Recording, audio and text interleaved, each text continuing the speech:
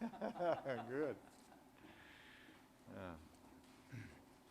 Good afternoon, everyone. Welcome to today's daily COVID-19 update. I first want to thank the Arkansas Black Mayors Association for the mass they presented to me as I met with them today, and for their partnership in a number of issues, including fighting COVID. And then I also, in conjunction with that, wanted to mention this tomorrow's HBCU COVID-19 testing emphasis in our historically black colleges and universities. This Saturday will be testing at Flanders Smith College at 10 a.m. to 4 p.m. So that is available for students and others associated with that. So we're delighted with that emphasis by our HBCUs. Today I'm joined by Secretary Jose Romero as well as Lance Taylor with the Arkansas Activities Association and Secretary Johnny Key of the Department of Education. First, let me mention that I did sign today an executive order extending the current public health emergency for another 60 days. The original one was set to expire. I extended that for 60 days. You might say, well, why is that in the case? And the answer is simply that the pandemic has not abated. It has not gone away. In Arkansas, we have over 500 deaths as a result of this pandemic. We have over 50,000 cumulative. We have over 6,000 active cases. And while we're making progress, we do remain in a state of emergency, public health-wise, and that is reflected in the emergency measures from telemedicine approval to public health guidelines, including limitations on capacity of certain businesses and public events, indoor and outdoor. So for that reason, I have signed that extension for an additional 60 days. And that leads me to the cases for today. We have another day of slight decline, particularly in the community cases. We have today 626 additional cases. That brings our cumulative cases to 52,392. We have 7 fewer that are hospitalized. That brings us down to 466. We have 5 additional deaths. That brings us to 587. Active cases are down again by over 200, down to 6,359. We have had a good day of testing. That's up from yesterday. So that's 5,519 testing. With that, let me take it through our graphs today. I've asked them to truncate this a little bit so we can see it better in the future. But you can see the decline, and you can also see the breakdown of our community cases with those in correctional. So it really did give us a good 24 hours. You can see the 7-day rolling average that is pointed in the right direction. Let's keep it up. And then the number of active cases also is on the decline, as I recited, a drop of 200 active cases. Those are the positive cases, less those that have been considered recovered. And then if you look at the next graph, oh, I'm sorry, you're right, you did switch it. That's the hospitalized, and this is really good news that is on the decline as well. And then you take it to the next one, which is the multicolored one, but I like to show this periodically, that breaks down our state by public health regions. And this is really an important guide for me to know where we're making progress, where we have challenges. And the first, of course, the orange is reflective of Northwest Arkansas, which had its peak, and it's been on the decline since then. Very proud of what they've done there. The central is the bright yellow. It's really had its ups and downs, and it's not going up now, which is good. But we need to continue to work there. The blue is in the northeast, which has been a little bit of a challenge area. They were going up, but they're getting a better handle on it, but still a lot of work to do. Anyway, it's very helpful Of course, the green is the southwest. They're very flat, and the red is the southeast that has a better trend line. So all the trend lines are better and improved, but we still have work to do on some of those that have, by counties, you can see some of the increase in cases. And this, in terms of our testing, we're making some progress. We got to make more progress on the positivity rate, but it's headed in a better direction, down right at the 10%, a little bit below that. And since this is close to August 15th, near the middle of the month, it's good to reflect where we are in our overall testing. And with 73,000 tests done by August 13th, we're running a little bit behind where we want to be.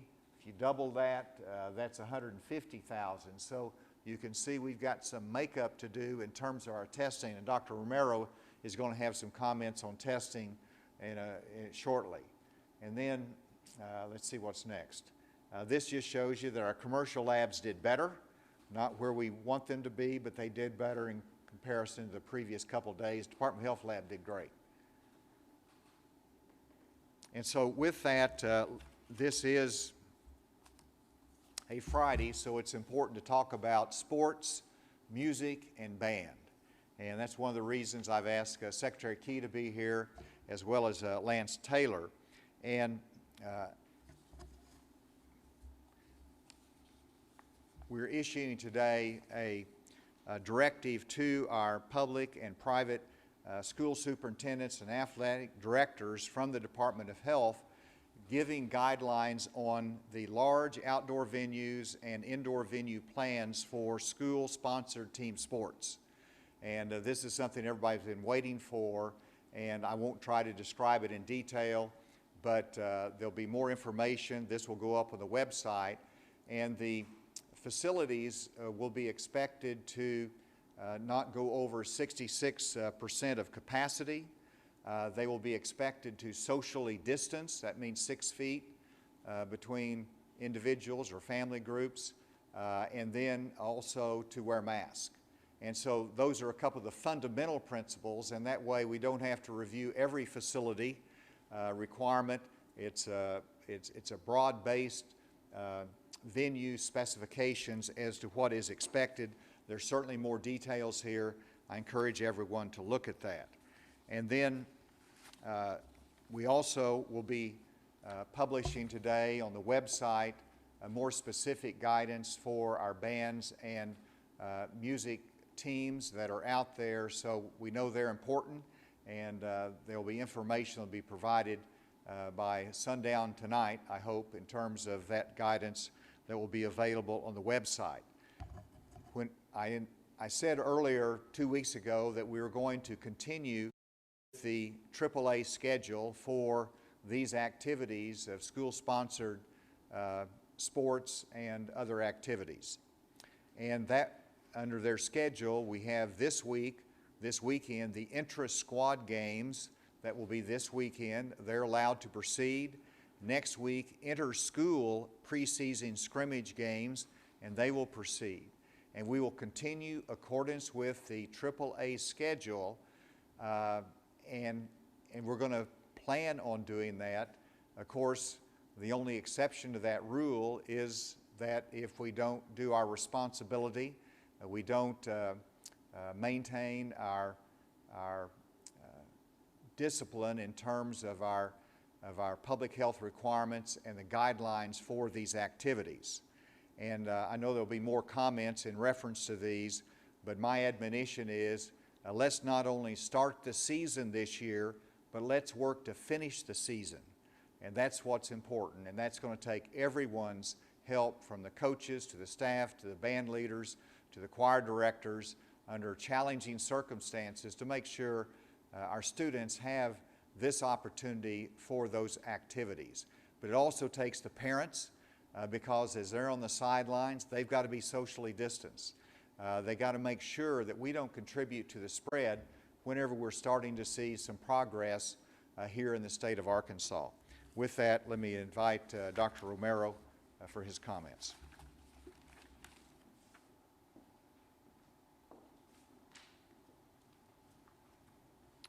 Thank you, Governor. So I will add some more detail to the case numbers that we have today. New cases, as mentioned previously, were 626, with 189 from correctional facilities, 437 from the community. Our total number of cases for the state, 52,392. In terms of active cases, we have 6,359. This is comprised by 62 cases from nursing homes, 778 correctional facility cases, and 5,519 from the community. As mentioned by the governor, we've had a decrease in hospitalization by 7, and we're now at 466. Individuals on a ventilator have increased by 1 to 113, and deaths at 587, an increase of 5.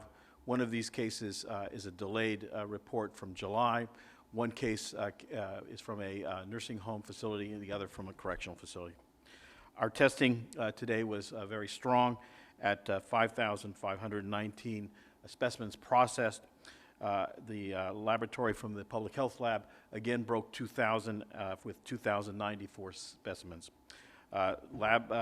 Commercial and private laboratories are increased somewhat to 3,064. UAMS contributed 361. Our overall positivity rate is 8.9. So before turning the podium back over to the governor, I want to point out that it's very important that we continue the strong testing that we had in the weeks prior to this. Our local health units have been contributing significantly specimens to the public health lab for testing. That has started to wane a little bit. I want people to go in and be tested. It's important to do so. That's the only way we're going to be able to see what our actual numbers are. So again, please continue to test. And because this is a weekend that's coming up, I want to remind everybody that this is not business as it was a year ago. We need to maintain our social distancing. We need to maintain the use of the mask so that the mask mandate will bear fruit. And we need to keep sanitary precautions, washing our hands frequently. So with that, I'll turn the mic back over to to Secretary Key.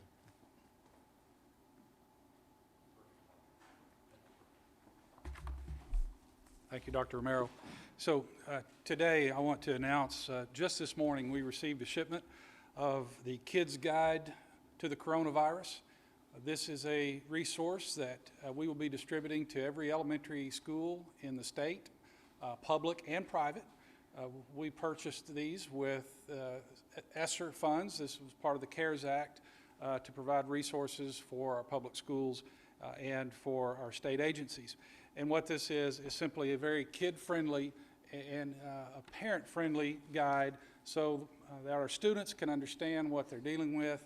I know this has been talked about a lot in the news over the last several months, but we certainly want our youngest children in the state to have a better understanding of why we are asking them to wear masks, why we are asking them to wash their hands more frequently than but all of those social distancing, it's all covered in here, and we're very happy, and we want to give appreciation to the governor because there's also a letter from the governor on the back, so the families will understand how important this is, but this will be distributed in the coming weeks so that when school starts, the schools can start distributing these to our students.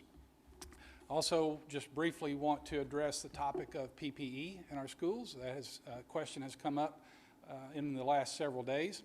And over the last few days, we have seen the importance of our decision to create a strategic reserve of PPE, because what we have found, certainly here in Little Rock, on Monday, we delivered about 15,000 masks to Little Rock School District because they had not received their first shipment. I believe 2 days ago, they did receive 1.5 million masks, which is about half of their initial order. So it helped bridge that gap.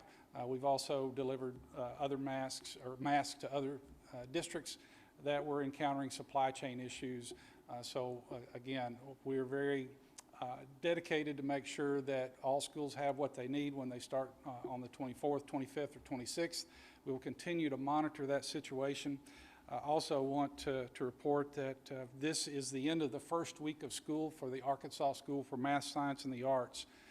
Those moved into their residential campus last week, and I have just under 200 students that are on site, and the report is that it has been a very smooth week. A question that has been asked before is, what will we learn from other states that start early?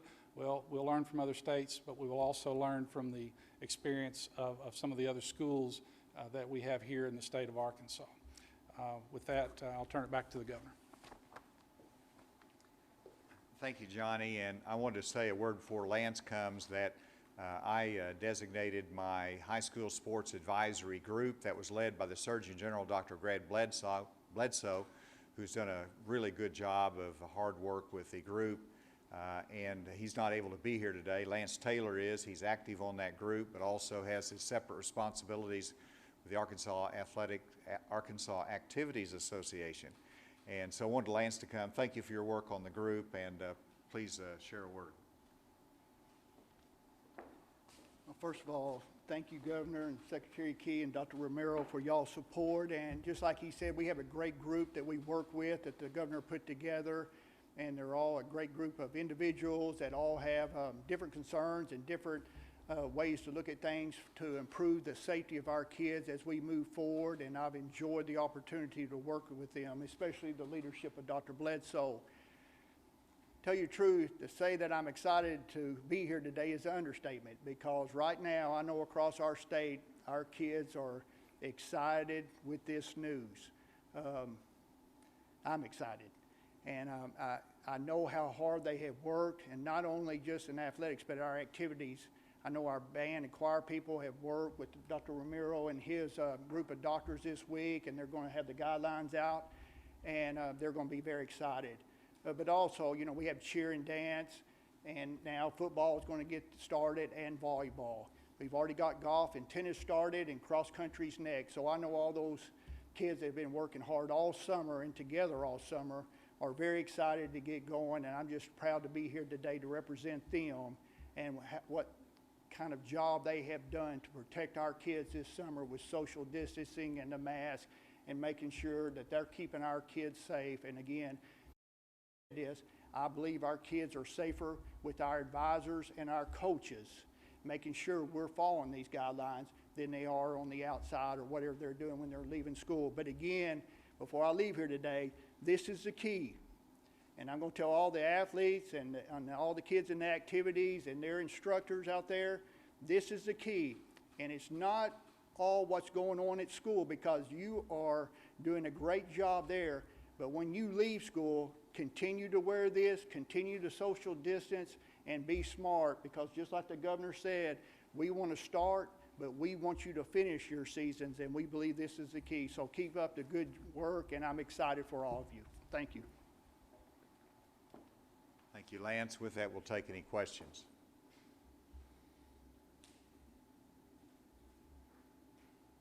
Yes. What's your recommendation to a lot of these Arkansas towns are famous for their full bleachers on Friday nights? Maybe a two-part question. Will it be like kind of first come, first serve? And then how do you go about monitoring and policing that on Friday nights? Very good question. And the answer is, as to how you comply and determine bleacher space is going to be up to each individual school district and the athletic directors there as to whether they restrict it to, you know, parents and relatives, or obviously it's a big community event, and they could be spaced along the sidelines or the fence, as they call it, but they have to be socially distanced. So that's up to them to figure out. In terms of the compliance, you know, we would expect and hope that the athletic directors or the superintendents will have people that are there, not to be heavy-handed, but to remind people, they get excited in a game, hey, spread apart. You've got to be 6 feet apart, or put on your mask. I mean, those are the kind of things that we can be neighborly about, but remind people, because we do get excited about the games, that we all have that responsibility. But really the compliance work will be up to the school district in accordance with the guidelines. Yes. School districts also be responsible for any contact tracing at those events, and if a positive case were to arise? The school district, just like we do other cases, that will go to the Department of Health, that they'll have a nurse investigator that will contact the individual that is positive. That will be assigned to contact tracing, so that will be handled by the Department of Health. We're going to be working in the next week to streamline that. I've asked Secretary Romero and Secretary Key to work together to make sure we can prioritize and be responsive to the schools as these positive cases might pop up. Governor, we're 5 months into this pandemic. We've got more than 500 people dead. You're trying to get these supplies for the testing. You're still not getting what you need. Does this reflect a failure of leadership at some point in the government, whether it's the state or whether it's the federal government? Why isn't this fixed? I'm not sure I can answer that. I know that they've worked hard, but the fact is it's not fixed yet. I'm hoping that this month it will be fixed, that we're looking at a lot of different solutions.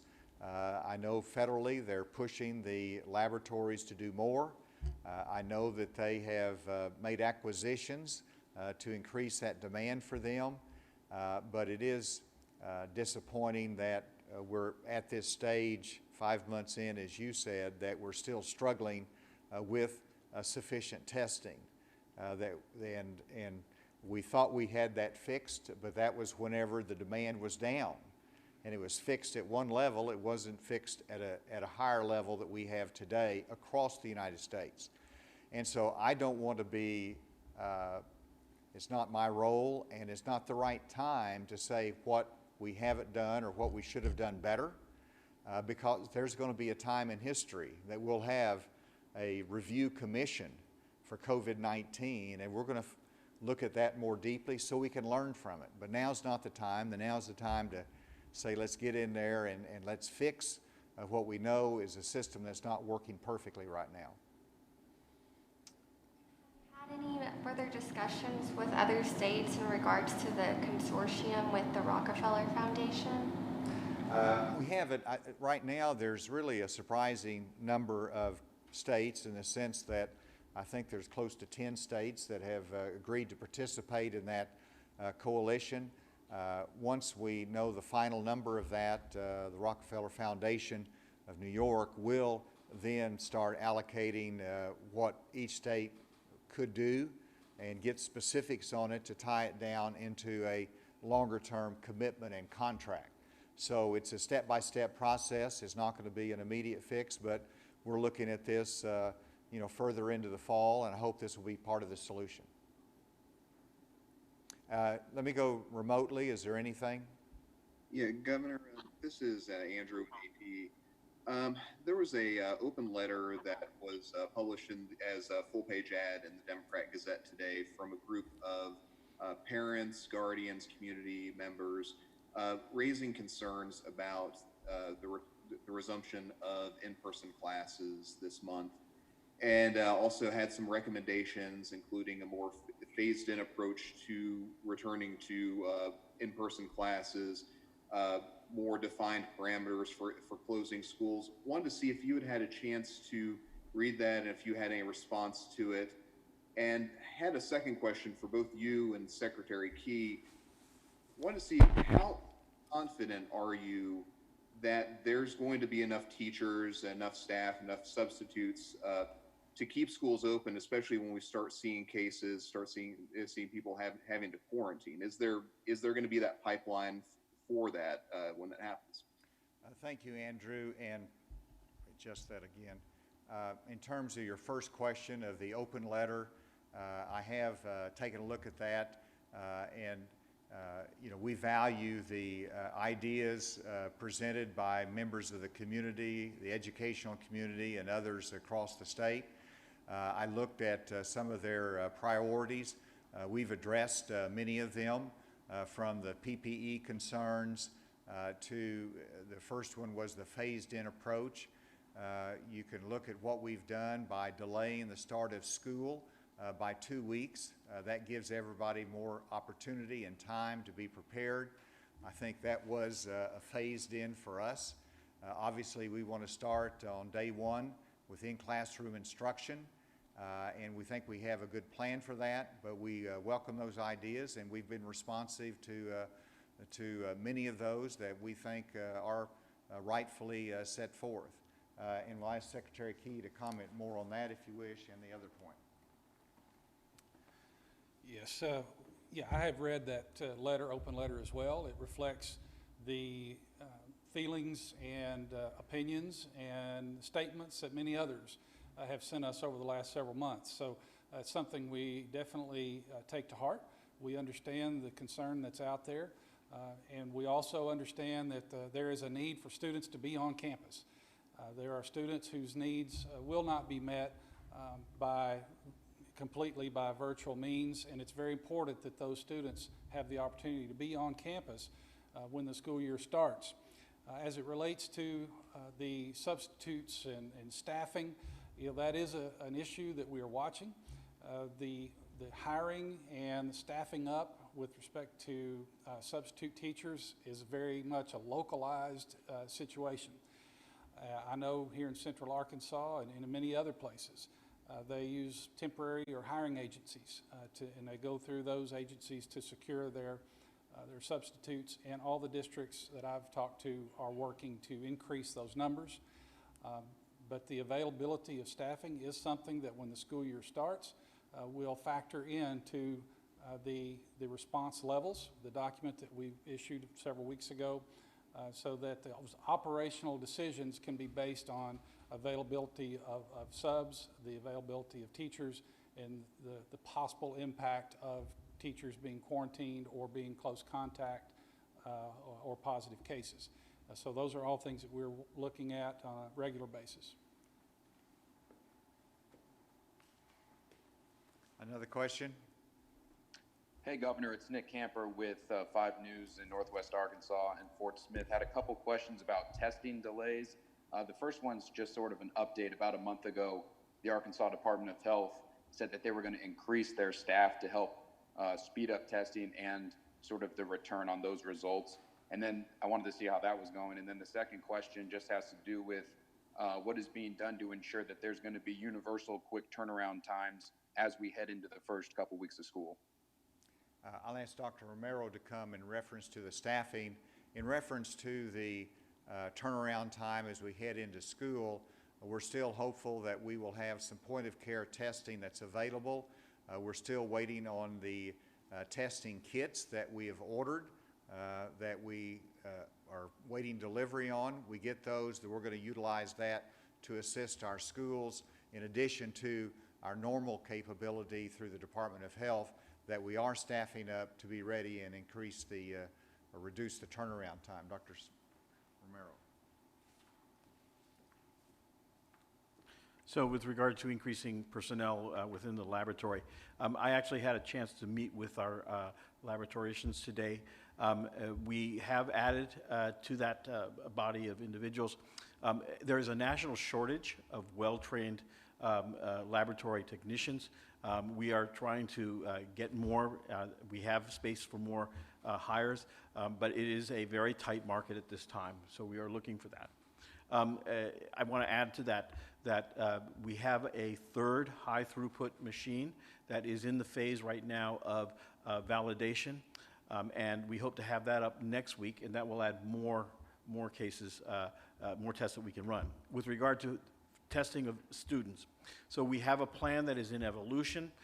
We definitely want those students that, or staff or teachers that have symptoms that could be consistent with COVID to seek testing at their local health units.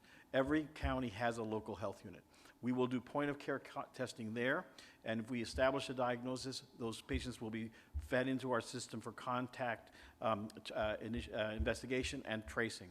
Those individuals that are negative will be backed up with a positive, with a test called a PCR test to confirm that negativity.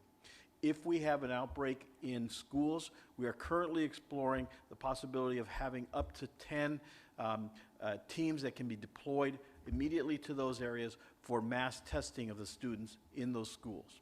So we are planning ahead. We have the resources to do that monetarily. We will be hiring for those positions in the near future.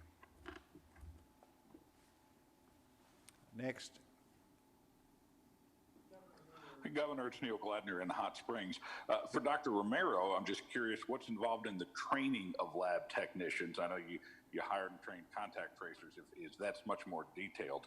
And then for you, Governor, with regards back to that letter, one of the things parents are talking about is a more defined and transparent way of communicating to parents when there is a positive test in the school. And I recognize you got to balance that against creating a panic, but can you talk about a better way to communicate with parents if there is an outbreak? Yes, actually, I've challenged both Secretary Key and Secretary Romero to be as transparent as possible, consistent with privacy guidelines, so that we can provide as much information as possible in reference to any positive cases in the school districts. We want information that is out there, and so that's still an objective that we have, that they're working on, and we hope to be able to refine that more carefully in the coming days. And then, what was the other question? Was to requires training in all aspects of laboratory techniques. In addition to being trained in those situations, they still are trained in our laboratories to know exactly how we're doing our tests. So we're looking for graduate individuals that have gone to the school and have a degree, and then bringing them in. This is a unique, if I may, Governor, this is a unique opportunity for young graduating technicians. You won't always have this opportunity to enter into a high-tech, modern laboratory right away. So I would encourage you to consider any opportunity that you have to become employed by the health department. Frank. Yes. Governor, there were 73 new bill on one day this week, I believe, reported, 34 at the Human Development Center in Boonville. These people they're not free to leave. And I guess, why do we keep seeing these large outbreaks? And what obligations does the state owe to these people and their families? Well, of course, the Human Development Center is different because that's voluntary by the families who want their family member there. Those are a lot of different decisions go into that. But we have a great responsibility to them, absolutely. And that's why we have initiated 100% testing. That's why we have worked on the staff and the facilities there to make sure they're a safe environment, and if we identify a positive case, then we address it. In the prison environment, first of all, we're doing that mass testing this month, which means we're testing 100% of our inmates again in prison, and that allows us to detect any positive cases, to get ahead of it, to make sure that we don't get behind in terms of dealing with this in the prison system. And it's been very successful. It has allowed us to identify more cases, but it hasn't been an excessively high positive rate as we've gone through the testing in our different prison systems. And then they have reviewed, and at my direction, any nonviolent offenders, any that are appropriate for release, that could be considered. And so that's something that the Board of Corrections does consider if they are nonviolent type offenders that are there and are close to or at their parole date, that could be accelerated. So they have taken action on that, and they're continuing to review that. Any other questions?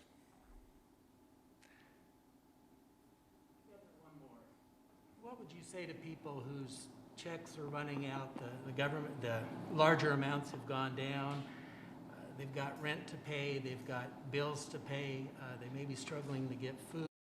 It just seems like there's no end in sight. What message would you have for them? And the Congress has gone home. They've gone home. That we understand the challenge and the frustration that they have. You know, we have the standard amount of unemployment compensation, but that is less than the wage that they would make if employed. And so we would like to see two things done. Opportunity for jobs, that's why we want to keep our economy moving. And we have job opportunities there. We hope they fit. That's important. Secondly, we want a solution to this. We do believe that it's important for our economy and for individual families to have an additional amount for unemployment compensation that can be agreed upon by Congress because these are tough times, and we want to make sure that the safety net is there as well. We monitor our food banks. We want to make sure they're well supplied to help our citizens as they endure some economic hardships. Thank you all, and you have a great weekend. I hope it's a wonderful weekend for the entire state, and be safe and make sure we have a good weekend. Thank you.